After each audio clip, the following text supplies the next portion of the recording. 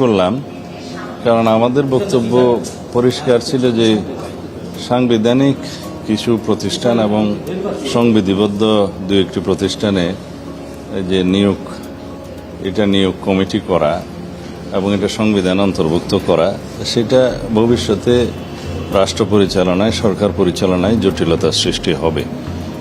তা আমরা যেহেতু সাংবিধানিকভাবে এবং সংসদীয়ভাবে কোনো স্বৈরতান্ত্রিক ব্যবস্থার উদ্ভব না হয়, ফেসিবাদের উৎপাদন না হয়, সেই জন্য আমরা কয়েকটা জায়গায় আমরা ব্যবস্থা রেখেছি। একটা হলো যে কোনো ব্যক্তি প্রধানমন্ত্রী হিসেবে 10 বছরের বেশি প্রধানমন্ত্রীর পদে বহাল থাকবেন না, এক।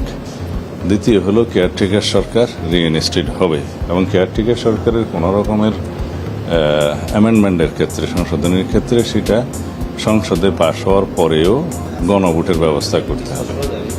তৃতীয় হচ্ছে আমরা নির্বাচন কমিশন গঠনের ক্ষেত্রে একেবারে সম্পূর্ণ নির্বাহী বিভাগের প্রভাবমুক্ত করে বিরোধী দল, সরকারি দল এবং জুডিশিয়ারির একজন সহ যে কমিটির প্রস্তাব আমরা করেছি, যেটা সবাই ঐকমত্য পোষণ করেছে, তার মধ্য দিয়ে একটা প্রকৃতপক্ষে কার্যকর স্বাধীন নির্বাচন কমিশন গঠিত হবে।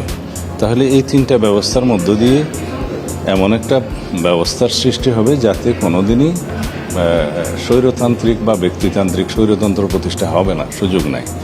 মোরওভার যে কমপ্লিট ইন্ডিপেন্ডেন্স অফ জুডিশিয়ারি, যেটার জন্য আমরা চেষ্টা করছি এবং প্রস্তাব দিচ্ছি, যেগুলো হয়ে যাচ্ছে ক্রমান্বয়ে, সেটা যদি হয় সেটা গণতন্ত্রের রক্ষাকবচ হিসেবে কাজ করবে। আর ফ্রিডম অফ প্রেস প্রায় প্রতিষ্ঠিত হয়েছে বলা যায়, আরও হবে।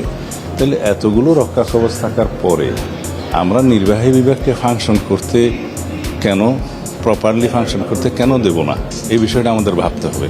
আমরা মনে করেছি যেটা নির্বাহী বিভাগের যে দায়িত্ব এবং নির্বাহী বিভাগের যে জবাবদিহিতা, অ্যাকাউন্টেবিলিটি টু দি পার্লামেন্ট এবং অ্যাকাউন্টেবিলিটি টু দি পিপল, সেটা থাকবে।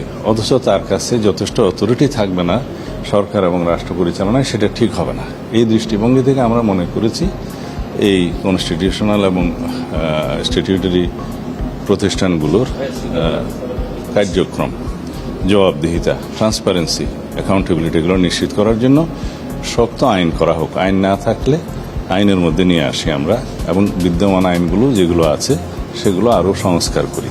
এটাই হচ্ছে আমাদের প্রস্তাব। আমরা অন্য বিষয়গুলোতে আলোচনায় অংশ নেব না, এই ইস্যুতে হয়তো আমরা আলোচনা অংশগ্রহণ এইটুকু করতে পারি যে আমাদের অবস্থানটা আবার পরিষ্কার করতে পারি।